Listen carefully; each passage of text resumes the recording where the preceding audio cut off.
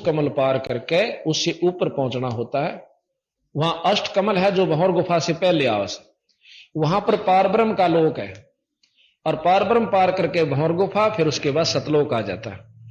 तो महाराज कहते हैं सुन मंडल सतलोक चलिए, फिर नौदर मुंद बेसुन्य है। नौदर जैसे ये 9 द्वारे बताए, आंख कान मुख और ये गुदा, इस प्रकार के सारे 9 के 9 बंद करके 10वां खोले। 10वां एक तो योगी खोलते हैं, एक संत अपनी सहज समाधि से खोल लेते हैं।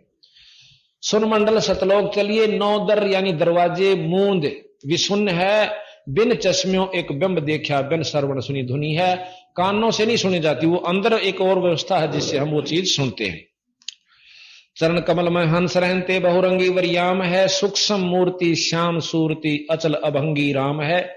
अचल अभंगी राम, राम तो ब्रह्मा जी भी हैं, राम विष्णु जी भी हैं, गणेश जी भी हैं, माता भी है और शंकर जी भी हैं, और निरंजन भी राम है। पर एक अचल अभंगी यानी अविनाशी परमात्मा सतपुरुष है।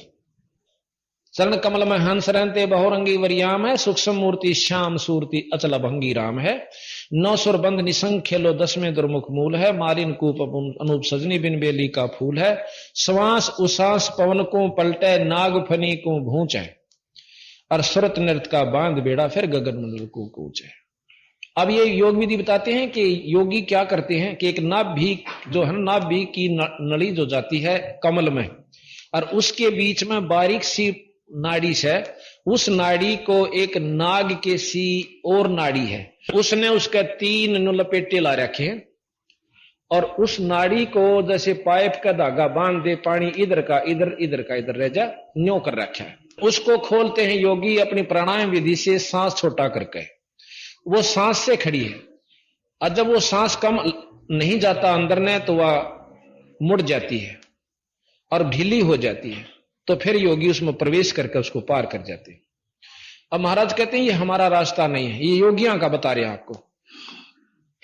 और वह नागिन जो है ऊपर न मुंह कर ले रखा है ऐसे, और ऊपर से जो अमृत आता है, एक नाड़ी बहुत बारीक आवाज है सफेद सी, और वो आकर उसकी नाड़ी इसके ऊपर नो टपके दास अमृत इस शरीर में से, जो कर पशु में दूध बना, इसी प्रकार एक अमृत भी इसी में से बनता है, और उस अमृत को वो पीती रहती है, शरीर में नहीं जान देती, इसलिए भूख और प्यास और सब सताती रहे।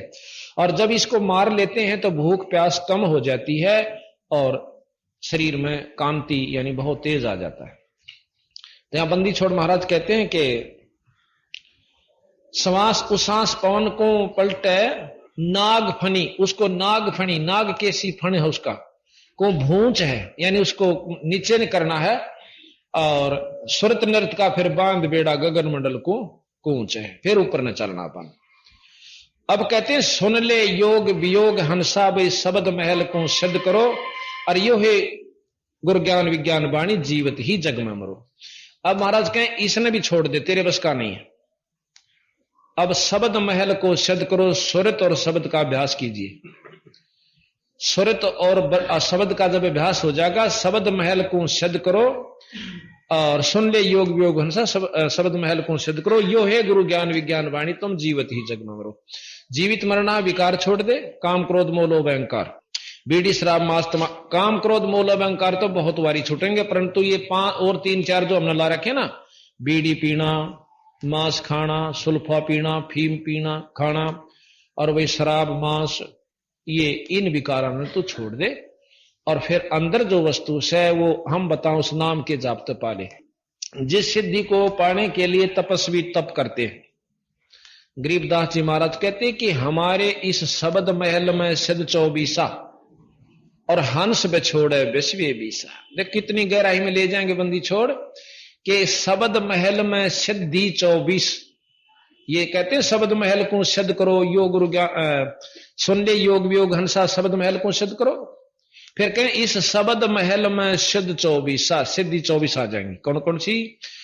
एक सिद्धि आकाश से उड़ जाई, एक सिद्धि जल पैर न लाई, एक सिद्धि तन हंस नियारा, एक सिद्धि नीतत्व विचारा, एक सिद्धि with high